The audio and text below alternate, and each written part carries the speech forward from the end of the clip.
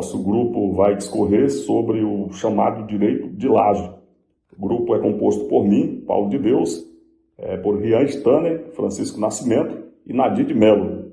Ao longo dessa apresentação, a gente vai tratar sobre diversos aspectos que envolvem esse tema, né? Esse assunto, chamado direito de laje. O direito de laje ele foi uma grande inovação, né, no nosso ordenamento jurídico. Ele foi introduzido no nosso direito, no ano de 2017, através aí da Lei 13.465. E veio para lidar, né, justamente aí com uma realidade bastante comum em áreas urbanas do Brasil, principalmente quando se trata de grandes centros urbanos, né? Isso é muito comum, esse tipo de construção, principalmente no Rio de Janeiro e também na cidade de Salvador, na Bahia, né? Duas grandes cidades, duas grandes capitais brasileiras, né? Pense em uma construção onde uma família vive na parte inferior e outra família, ou mesmo uma nova geração, constrói uma casa em cima.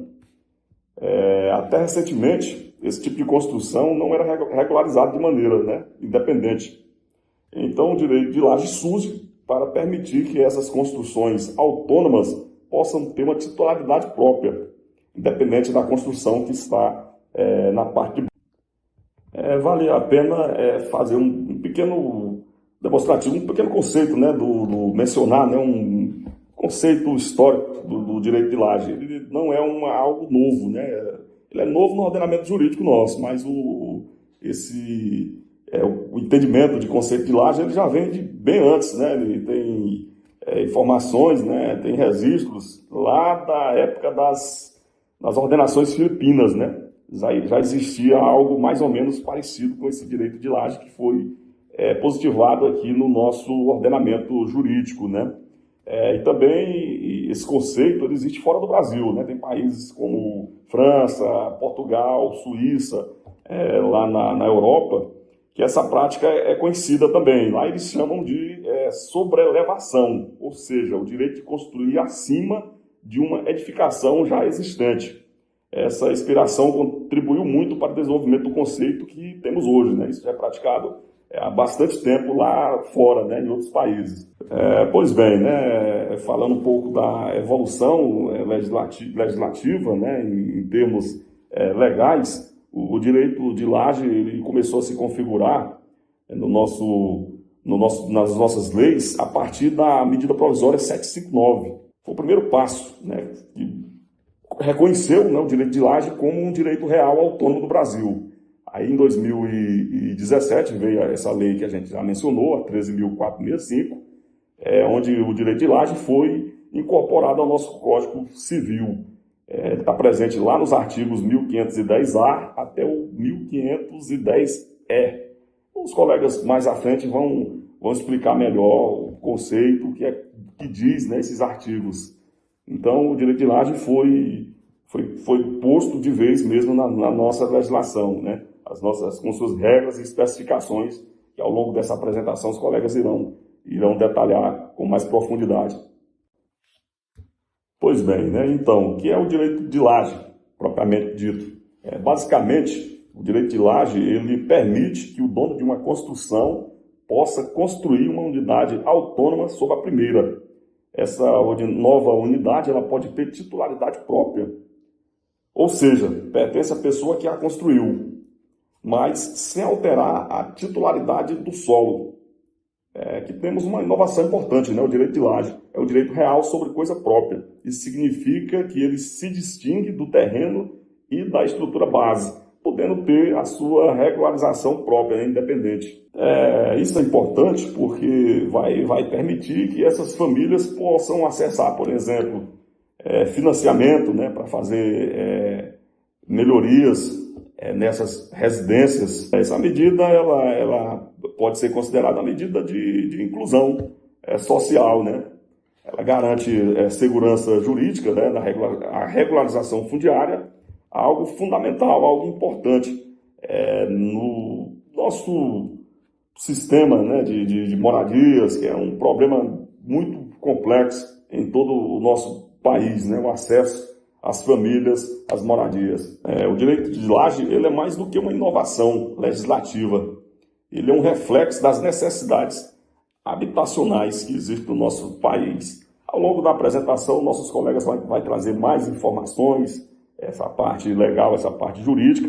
Também, durante essa apresentação, teremos uma entrevista com um professor que tem um amplo conhecimento nessa área, que vai trazer mais informações para todos. Valeu, obrigado, e o nosso grupo vai continuar aí com a apresentação. A fundamentação legal do direito de laje, como já mencionado, está posto lá na Lei número 13.465 de 2017. Essa lei, portanto, ela alterou o Código Civil para incluir os artigos 1510-A e seguintes. Com isso, ela detalha as condições de instituição do direito de laje. A criação de laje, comunidade autônoma, exige escritura pública e registro no cartório de registro de imóveis, assegurando a matrícula própria, conforme o artigo 1225, inciso 13 do Código Civil. Ocorre, portanto, essa constituição do direito de laje por meio de instrumento de cessão, que deve ser levado ao registro público, abre-se a matrícula própria, mais a averbação do fato na matrícula na Constituição Base e das lajes anteriores. Com isso, o direito real de laje será construído. Assim, a doutrina também admite a aquisição desse direito pela via da usucapião, na qual a sentença que a reconhece será encaminhada ao registro imobiliário para a cobertura de matrícula própria. Esse entendimento foi convencionado pelo enunciado número 627 da 8ª Jornada de Direito Civil, que ocorreu lá no ano de 2018. Assim, essa alienação de laje, ela diz que o titular ele responde pelos encargos e tributos incidentes. É garantido ao titular da laje dela usar, gozar e dispor. Portanto, as unidades podem ser alienadas livremente. O direito de preferência entre o titular da construção base e da laje está disciplinado lá no artigo 1510-D. Essa alienação de laje, ela pode ocorrer caso a referida preferência, caso haja ou ocorra o despeito à referida preferência. O prejudicado poderá exercitar a prerrogativa da adjudicação compulsória, depositando previamente o valor e havendo a coisa para si, no prazo decadencial de 180 dias, a contar da data de alienação. No que se refere a lajes sucessivas, há permissão expressa no artigo 1510-A, parágrafo 6º do Código Civil. Diz que o titular da laje ceda a superfície de sua construção para um sucessivo direito real de laje, desde que, com autorização expressa dos titulares da construção base e das demais lajes, sempre respeitando as legislações urbanísticas. Se refere à conservação do edifício, é muito importante. É muito importante que haja conservação desse edifício. O artigo 1510-C diz que, sem prejuízo no que couber das normas aplicáveis aos condomínios edilícios, para fins do direito real de laje. Assim, as despesas necessárias à conservação e fruição das partes que sirvam a todo o edifício e ao pagamento de serviços de interesse comum serão partilhados entre o proprietário da construção base e o titular da laje, na proporção que venha a ser estipulada em contrato. Essa conservação do edifício é muito importante. Por quê? Porque cada parte do edifício deve estar interessado de acordo com o que rege a lei, porque não só o interesse em si, mas é porque fala-se de uma coletividade. Com isso, os alicerces, as colunas, os pilares, as paredes, mestras e todas as partes restantes que constituam a estrutura do prédio têm que ser conservadas. O telhado, os terraços de cobertura, ainda que destinados ao uso exclusivo do titular da laje, tem que ser conservado. As instalações gerais de água, esgoto, eletricidade, aquecimento, ar-condicionado, gás, comunicação e semelhantes que sirvam a todo o edifício também tem que ser conservado.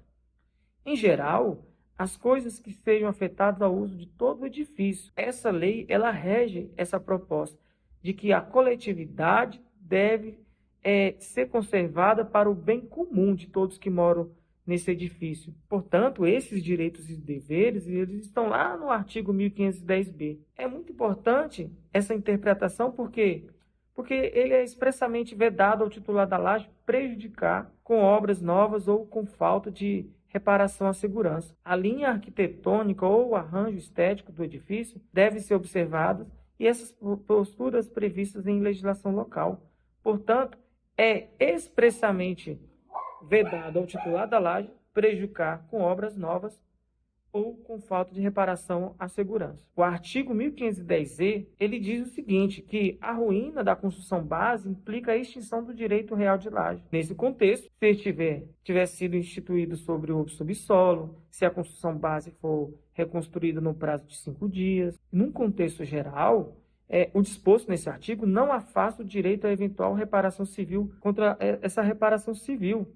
Ou seja, é de suma importância a coletividade, o respeito, os direitos e deveres da coletividade devem ser respeitados. No que se refere às aplicações práticas, a gente vê que a regularização de construções informais é preocupante.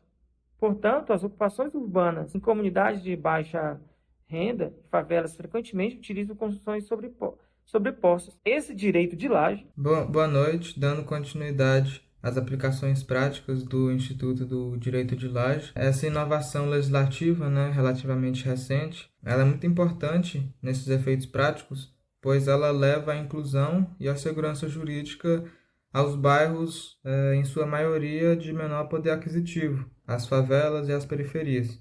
E como ela faz isso? Ela faz isso fazendo com que uma pessoa que não teria condições de comprar um lote mesmo, ou então de pagar um aluguel de uma casa já feita, possa construir em cima de uma casa que já existe, uma moradia, no caso, sobreposta. Ela fazendo isso, então, a partir do direito de laje, ela vai ser considerada como uma pessoa que realmente é dona de uma casa.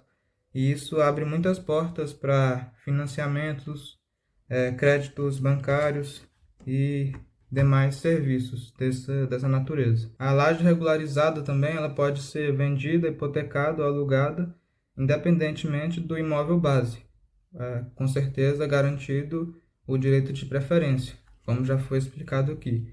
Isso também promove uma independência, financeira para essas pessoas de poder aquisitivo mais baixo. Amplia, as suas oportunidades econômicas desses moradores e além também de promover a mobilidade social deles. Também é importante destacar que o Instituto do Direito de Laje não é usado somente para essas questões, para esses bairros de menor poder aquisitivo. Ele pode ser plenamente também usado num sobrado milionário, por exemplo. É somente o que acontece é que, no geral, em efeitos práticos, ele é mais comum, nas periferias e nas favelas, como foi apresentado aqui nesse slide. Agora nós iremos seguir com uma entrevista conduzida pelo Nadir, com o professor Luciano, aqui da UFT. Obrigado. Boa noite, meu nome é Nadir, sou acadêmico de Direito da Universidade Federal do Tocantins. Hoje eu vou conversar um pouco aqui com o doutor Luciano, que é advogado da área civil. A gente vai falar um pouquinho sobre o direito de laje.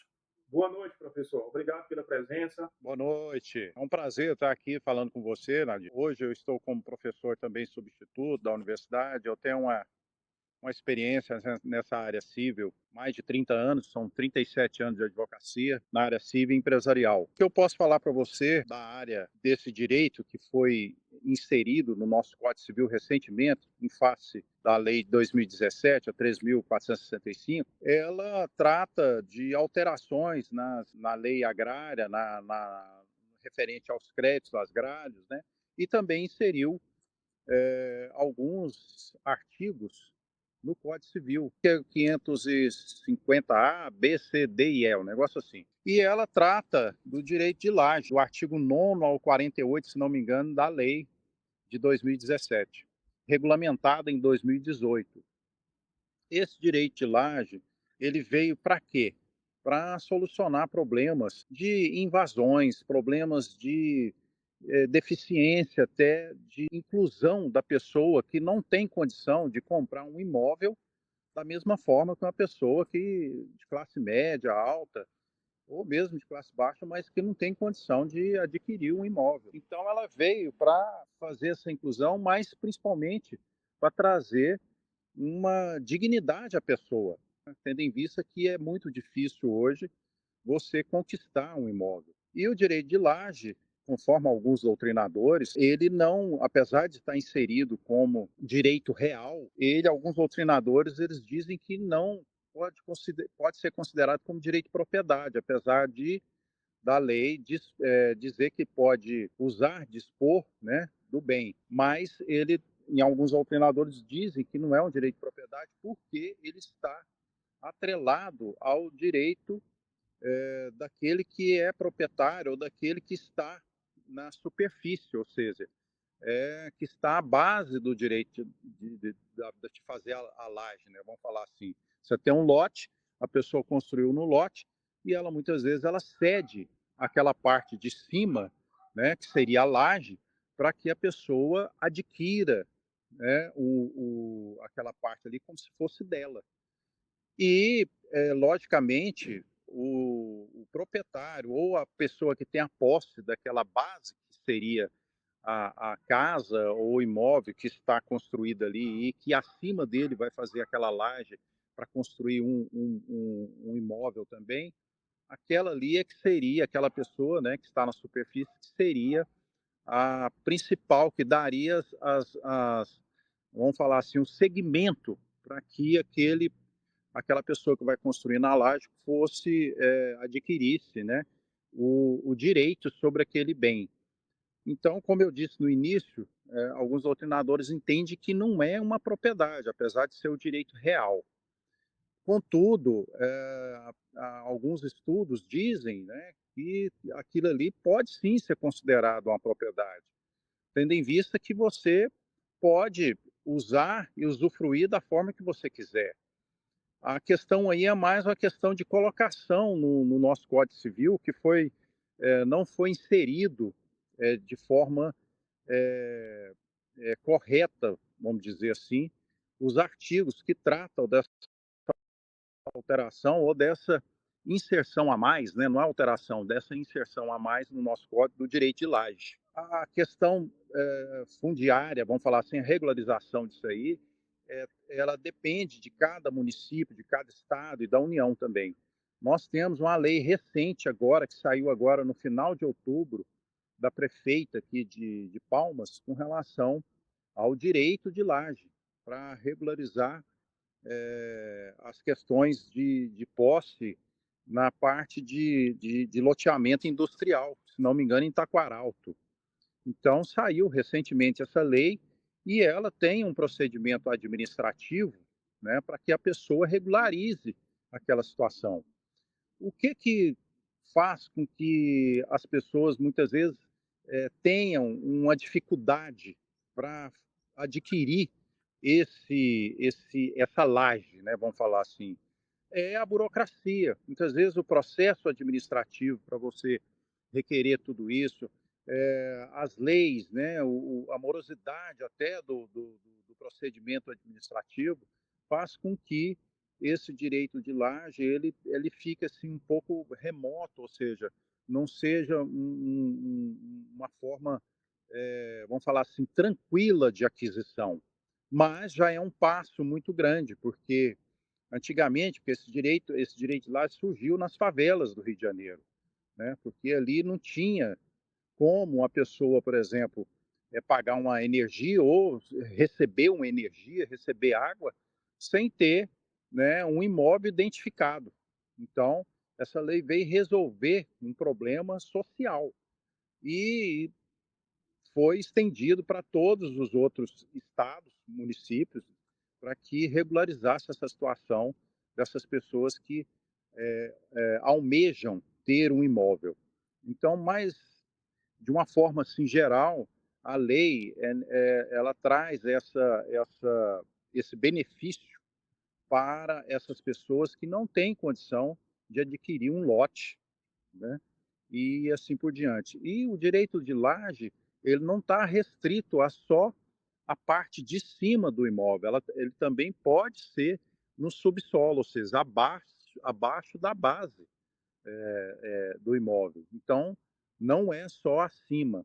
A questão do direito de laje também, ela vem socorrer muitas vezes pessoas que estão há muito tempo, né, vivendo sobre aquela laje e sem poder ter um endereço da energia, o endereço da água. Então, é nesse sentido também que é uma forma de dignificar a pessoa com relação à sua, vamos falar assim, à sua propriedade. Então, professor, eu quero te agradecer e para terminar, eu quero que você deixe uma mensagem aí para os acadêmicos de direito aí sobre a atuação na área civil. Hoje, né, os graduandos, os formandos, vocês sabem que a dificuldade que tem hoje de advogar, de atuar na área do direito não é fácil, tendo em vista um número de concorrentes hoje que é muito difícil, da época, por exemplo, que eu comecei a advogar. Então, o ideal para vocês essas questões novas que surgem, como essa questão do direito de laje, né, como a regularização fundiária, como questões relacionadas à inteligência artificial, questão ambiental. Então, são questões que estão em voga, que necessitam de profissionais que atuem e especializem nessa área. Então, hoje, eu acredito que vocês, com proatividade, dedicação nos estudos, não só com relação à sala de aula, mas buscando informações extra-sala, fazendo cursos também, tem muitos cursos gratuitos, né, que vocês podem fazer, que podem aumentar essa possibilidade de vocês conseguirem uma vaga ou atuarem como profissionais da área do direito. É nesse sentido que eu quero falar. Obrigado.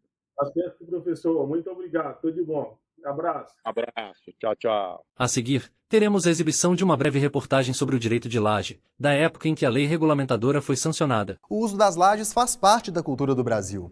Elas são utilizadas para ampliar o espaço da casa ou para gerar uma renda extra de aluguel.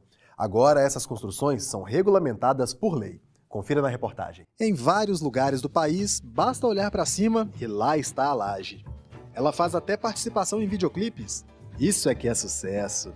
Fazer um churrasquinho na laje, tomar um sol na laje, são ações que só comprovam quanto a laje está inserida no contexto histórico e cultural do brasileiro. Acontece que esse tipo de construção sempre foi feito e utilizado de maneira muito informal. E agora, uma lei pretende regularizar esse tipo de obra. A lei agora, ela permite que essa nova construção seja levada a registro e que crie-se, assim, uma nova propriedade. O texto da Lei 13.465 de 2017 autoriza a venda ou doação do andar superior ou inferior. Basta que o proprietário faça a cessão dos direitos por meio de escritura pública. A partir deste momento, a obra fica por conta do novo morador. Quem pretenda construir deve primeiro contratar um engenheiro para saber se a construção de baixo, as fundações, as paredes aguentam receber uma construção acima. Além disso, tem que se fazer o projeto e levar previamente ao município para obter a aprovação daquele projeto e a licença de construção. Depois será criada uma nova matrícula, diferente daquela da moradia principal, o que significa arrecadação em dobro para o município. A partir daí, gera essa nova matrícula uma segurança para quem está fazendo, uma segurança patrimonial para a família de quem está investindo ali naquela nova construção, e gera também para o município o direito de cobrar o IPTU, que é o Imposto Territorial Urbano, sobre aquela nova construção, que é independente do imposto da construção de baixo, e gera o direito do município também, quando aquele imóvel novo for vendido a terceiros, de receber o Imposto de Transmissão de Bens Intervivos, que é o ITBI. Em muitos casos, o direito de laje é concedido aos parentes, mas o imóvel também pode ser repassado a pessoas de fora da família. Basta seguir as determinações da lei. O titular dessa laje, ele pode vender para terceiros aquela propriedade. Agora, para que ele faça isso, primeiro ele vai ter que dar preferência para a habitação que já existia. Ele vai ter que notificar, olha, eu quero vender por tanto, você tem 30 dias para se manifestar. Não manifestou, ele pode vender então para um terceiro, né, da forma que ele entender, né, desde que ele não faça por valor inferior ao que ele ofereceu. Se ele for vender por um valor menor, ele tem que voltar e oferecer novamente para dar a chance daquele que já está ali de comprar por aquele valor menor.